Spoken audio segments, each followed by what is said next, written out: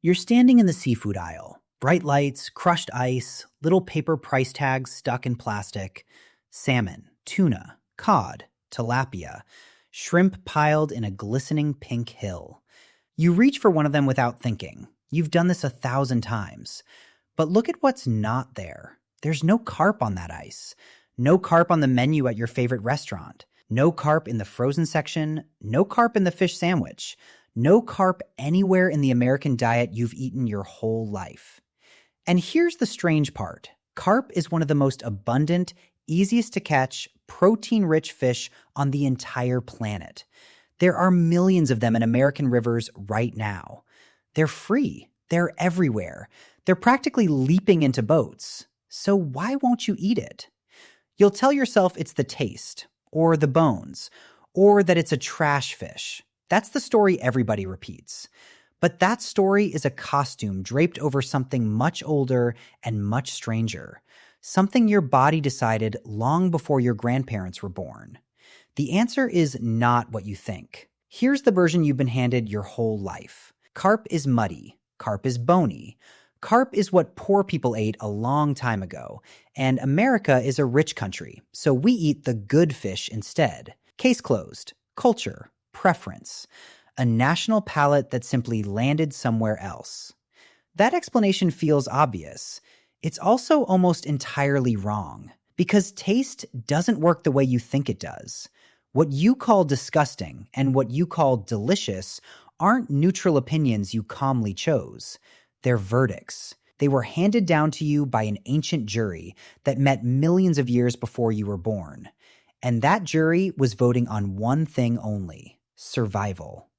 Every food your species ever encountered went through the same brutal filter. Eat the wrong thing, you die and leave no children. Avoid the right thing, you starve and leave no children. Over enough time, that filter carves a set of instincts so deep you experience them as simple taste. So when you wrinkle your nose at carp, you're not making a food choice. You're reading a warning label written into your nervous system by ancestors who never once saw a grocery store. The muddy smell you dislike isn't an accident of cuisine. It's a signal. And that signal was designed to keep you alive. Here's the truth this whole video is going to prove. You don't avoid carp because of culture. You avoid it because carp lives at the exact bottom of a system your body evolved to fear. A place where toxins collect, parasites breed, and danger accumulates invisibly. Your disgust isn't taste. It's an ancient risk calculation, still running silently inside you. To understand why, you have to look at where carp actually lives, and what that location does to a body, including yours if you eat it. The first driver is the mud. Carp are bottom feeders. They root through river sediment, sucking up whatever's down there. And that sediment is where heavy metals settle and stay. Studies of freshwater fish have repeatedly found that bottom-dwelling species accumulate mercury, lead, and cadmium at higher concentrations than surface feeders, because those metals sink and bind to the muck. A carp doesn't just live in the dirtiest layer of the river. It eats it. And everything the river carries, every runoff, every contaminant, ends up concentrated in the flesh of the animal you were about to put in your mouth. But here's where it gets stranger. It's not just what carp swallows, it's what lives inside it. Freshwater fish are one of the richest reservoirs of human parasites on Earth. The Asian liver fluke, Clinorchus sinensis, infects an estimated 15 to 35 million people worldwide, almost all of them from eating undercooked freshwater fish, exactly the family carp belongs to. Once inside you, the fluke moves into your bile ducts and can live there for decades. The World Health Organization classifies it as a definite cause of bile duct cancer. A fish that swims in still, warm, low-oxygen water is a floating parasite hotel.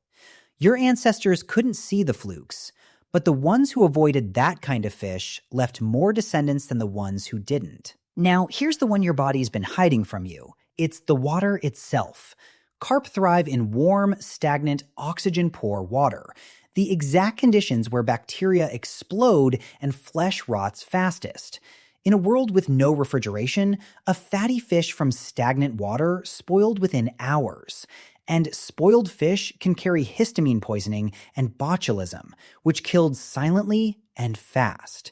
Your ancestors learned, over thousands of deaths, that the fish from the clear, cold stream was safe, and the fish from the warm, muddy pond was a gamble.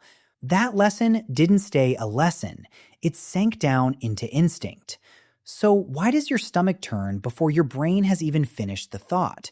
Why can you smell off fish from across a room and feel your whole body recoil before you've consciously decided anything at all? Because evolution didn't trust you to reason it out. Reasoning is slow. Death is fast. So instead of logic, your species was given a reflex: disgust. Disgust is the only emotion scientists believe evolved specifically to keep pathogens and toxins out of your body. It's a bouncer standing at the door of your mouth, and it doesn't ask for a debate. The psychologist Paul Rozin at the University of Pennsylvania spent decades proving this. His research showed that food disgust is triggered most powerfully by animal products, meat, fish, bodily fluids, precisely because those carry the deadliest microbial and parasitic risks. Rozin called disgust the guardian of the mouth. A muddy, slimy, strong-smelling fish hits nearly every disgust trigger he ever cataloged at once. Here's what that means for your ancestors.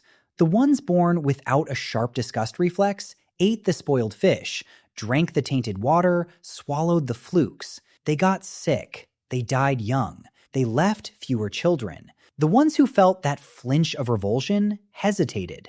And hesitation over millions of years is the difference between an ancestor and a dead end. You are descended from the flinchers, every one of them. The revulsion you feel isn't weakness, it's inheritance. But if this instinct were absolute, no human on Earth would eat carp. And that's not true at all. Because in enormous parts of the world, carp isn't trash, it's a treasure. In China, carp has been farmed and celebrated for over 2,000 years, and is a symbol of luck and abundance. In Central Europe, fried carp is the centerpiece of the traditional Christmas Eve dinner in Poland, the Czech Republic, and Germany. Millions of people crave the exact fish you recoil from. So the instinct broke, right? Not quite. Look closer, and the loophole actually proves the rule. Every culture that embraced carp did one specific thing first. They took control of the water. They farmed carp in managed ponds, cleaned them or purged them for days in fresh running water to flush the mud from their flesh before cooking. In other words, they didn't override the danger. They engineered it away. They solved the exact problems your disgust was warning you about: the toxins, the parasites, the taint. And only then did the food become safe to love. The disgust was never anti-carp. It was anti-risk. Remove the risk, and the craving switches on. Look across history, and the same pattern repeats everywhere. In medieval Europe, from roughly 1000 to 1500 AD, monasteries dug thousands of dedicated carp ponds because church rules banned meat on fast days. But they didn't just fish the rivers. They built controlled, clean water ponds specifically to make the fish safe and palatable. The engineering came first, then the appetite. In ancient Rome, wealthy families kept fish in elaborate ponds called piscinae, and Roman writers openly warned that fish from stagnant, muddy water tasted foul and unclean. 2,000 years ago, they'd already named the exact problem your instinct still flags today. In Poland, carp for Christmas is traditionally kept alive in the family bathtub for several days before the meal. An old practice specifically meant to purge the mud from the fish. A cultural ritual, yes, but underneath it, a survival protocol in disguise. In the American South, the U.S. government spent decades trying to convince the public to eat invasive Asian carp, even rebranding it as Copi in 2022 to escape the fish's reputation. Despite millions of pounds available for free, consumer disgust barely moved.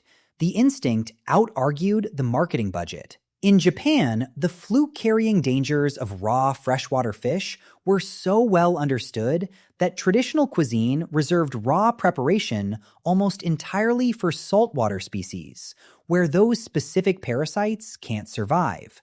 The rule was encoded in the recipes themselves. And in the Great Lakes region today, health agencies still issue specific consumption advisories, warning against eating too much bottom-feeding fish because of accumulated contaminants. The modern scientific echo of a fear your body already had. To understand why an instinct like this locks in so hard, look at the work of Valerie Curtis, an evolutionary biologist and disgustologist at the London School of Hygiene and Tropical Medicine, who died in 2020 after building one of the most important theories of disgust in modern science. Curtis argued that disgust is a behavioral immune system, a first line of defense that operates before any germ ever touches you. Your actual immune system fights invaders after they're inside. Disgust fights them before, by making you refuse the food, the water, the corpse, the risk in the first place. In a landmark 2011 study, Curtis and her colleagues surveyed over 40,000 people across the world, showing them images and measuring what disgusted them most. The strongest, most universal triggers were the exact cues of infection risk: bodily fluids, rot, and contaminated food. It didn't matter what country you were from. The pattern was human, not cultural. Here's what her work reveals about carp. Your rejection of it isn't snobbery, and it isn't taught. It's your behavioral immune system doing precisely the job it evolved for, scanning an animal from muddy, stagnant, parasite-heavy water and quietly filing it under threat. Curtis showed the machine is universal. Carp just happens to trip nearly every wire it has. And that same machine is running right now, in you, in ways you'd never connect to a fish. It's why the smell of milk one day past the date makes you gag before you've read the label. It's why a slightly slimy piece of chicken makes your hand pull back on its own. It's why you'll happily eat ocean sushi, but feel a flicker of unease at the words raw river fish. Same reflex, same ancient bouncer at the door of your mouth. Every sell-by sticker, every food safety warning, every gut-level no you've ever felt about a meal is that Stone Age instinct wearing modern clothes. You think you're a rational eater, making informed choices.